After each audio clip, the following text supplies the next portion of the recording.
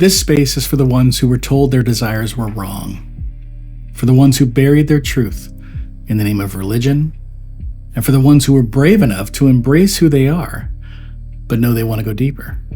Today I want to talk about something that's become kind of a sacred lens for me, not just for understanding BDSM, but for understanding all of life, understanding God, and understanding real transformation. More than kink, it's not a performance, it's a cycle, a spiritual cycle. A path to becoming who you really are without shame. So let's start where all things start, desire. Now, if you grew up like I did, that word probably came with a warning label. Desire was something you had to fight off, something kind of suspicious, something you prayed away. But let me say this plainly. Desire is not a problem. It's a compass. It is not the opposite of God. In fact, the exact opposite is true. It's the echo of God calling you back home. Desire is how spirit speaks in the language of your body. Before the surrender or the embodiment, which we're going to get to in a minute, there's that first flicker of want, the ache, the image. There's a pulse inside you that says more, there's more for me. And whether that desire is for a power exchange, for a deeper submission, or for becoming a dominant who sees into their soul, it's all sacred. When I first started walking as a dominant, I had no idea that my desires would become the doorway into my own spiritual evolution. I thought I was just learning about kink, and it was a lot of fun. But what I was really learning about was power, and how that power was pulling something out of me that no church experience had. Once desire awakens in us, there's a choice. Am I going to chase it? Am I going to control it? Am I going to shut it down? Or will I surrender? Surrender. That's a loaded word too. Most people hear it and think weakness, like giving up or tapping out. But in a power exchange dynamic, we know better, don't we?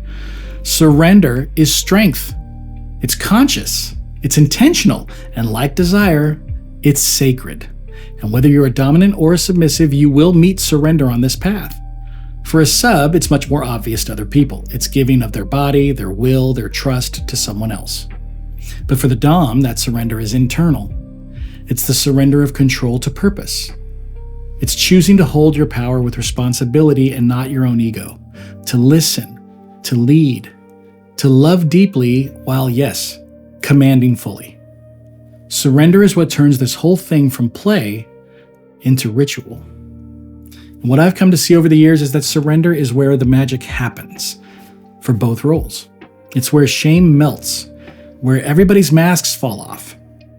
It's where we all stop pretending to be who we think we're supposed to be and start showing up as who we actually are.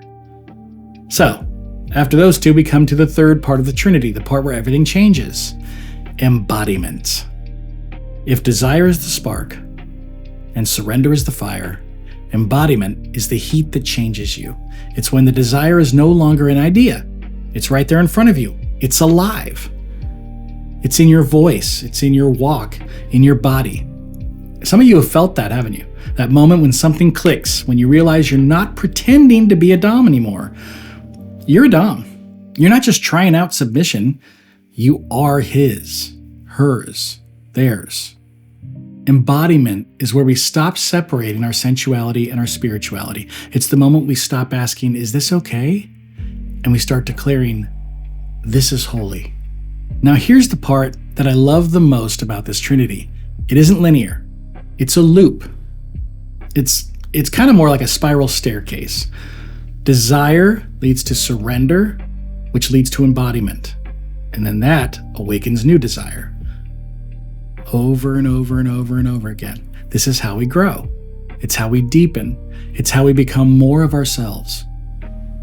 For me, this loop has been life-changing. It helped me reconcile my relationship with God, my own masculinity, my power, my tenderness, my sexuality, my leadership, and it's something I now teach those I guide. When you understand the sacred cycle of desire, surrender, and embodiment, you stop fighting yourself. You stop splitting yourself in half to appease religion, society, even your own limitations of who you are that you've put upon yourself. You begin to integrate. And through that, you become whole.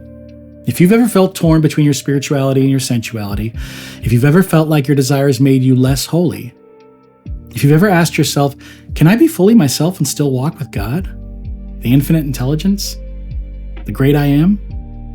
I'm here to tell you, yes. Yes, you can. You do not have to choose between faith or your fire. You don't have to cut off the parts of yourself that make you feel alive. You were never meant to. Your desires are not shameful, your surrender is not weak, and your embodiment is not rebellion against all of that. It's worship. It's communion. It's transformation.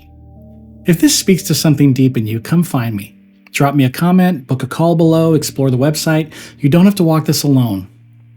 My name is Jeremy, and my hope for you is that you'll find freedom in the bondage you choose. See you next time.